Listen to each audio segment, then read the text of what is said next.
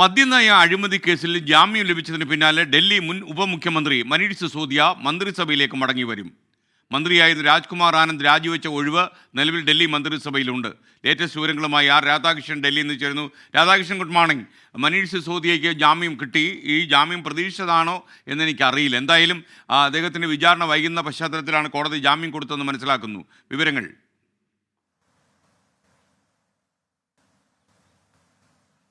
S K N, അങ്ങ് ചോദിച്ചതുപോലെ തന്നെ supreme കോടതി പറഞ്ഞത് ഈ കേസുമായി ബന്ധപ്പെട്ട് വിചാരണ വൈകുന്നു എന്ന വളരെ പ്രധാനപ്പെട്ട ഒരു കാര്യമാണ്. വ്യത്യസ്തങ്ങളായിട്ടുള്ള നിരവധി കേസുകളിൽ സുപ്രധാനമാകുന്ന ഒരു നിരീക്ഷണമാണ് സുപ്രീം കോടതി ഈ കേസിൽ ഇന്നലെ നടത്തിയത്. വിചാരണ വൈകുന്നത് ഏത് താല്പര്യത്തിന്റെ അടിസ്ഥാനത്തിലാണെന്നുണ്ടെങ്കിലും അത് ഈ വിചാരണ തടവുകാരനായി കഴിയാനായിട്ടുള്ള ആളുകളുടെ ബാധ്യതയല്ല എന്നാണ് കോടതി വ്യക്തമാക്കിയത്. ഇതിന്റെ അടിസ്ഥാനത്തിലാണ് മനീഷ് സിസോദിയയ്ക്ക് ജാമ്യം അനുവദിച്ചത്. തീർച്ചയായിട്ടും കേന്ദ്ര ഏജൻസികൾക്ക് വലിയ തിരിച്ചടിയാണ് സുപ്രീം കോടതിയുടെ നിലപാട്. അതിന്റെ അടിസ്ഥാനത്തിൽ ജയിൽ മോചിതനായിട്ടുള്ള മനീഷ് സിസോദിയ അദ്ദേഹം മന്ത്രിസഭയിലേക്ക് വീണ്ടും മടങ്ങിയെത്തും എന്നുള്ളതാണ് ഇപ്പോഴത്തെ വിവരം.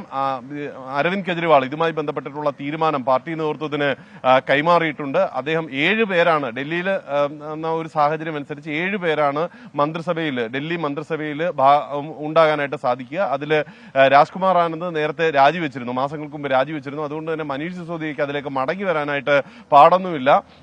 ഇതിനു വേണ്ടിയിട്ടുള്ള നടപടിക്രമങ്ങൾ വേഗത്തിൽ പൂർത്തിയാക്കും എന്നുള്ളതാണ് അതിഷി അടക്കമുള്ള മന്ത്രിമാർ ഇന്നലെ അനൌദ്യോഗികമായിട്ട് വ്യക്തമാക്കിയിട്ടുള്ളത്. അടുത്ത ദിവസം തന്നെ ആ സത്യപ്രതിജ്ഞ ഉണ്ടാകും. ഉപമുഖ്യമന്ത്രിയായിട്ട് തന്നെ ആയിരിക്കും ഒരുപക്ഷെ സിസോദിയ മടങ്ങിയെത്തുക എന്നുള്ളതാണ് ഇപ്പോഴത്തെ സാഹചര്യത്തിൽ നമുക്ക് അറിയാൻ സാധിക്കുന്നത്. S K,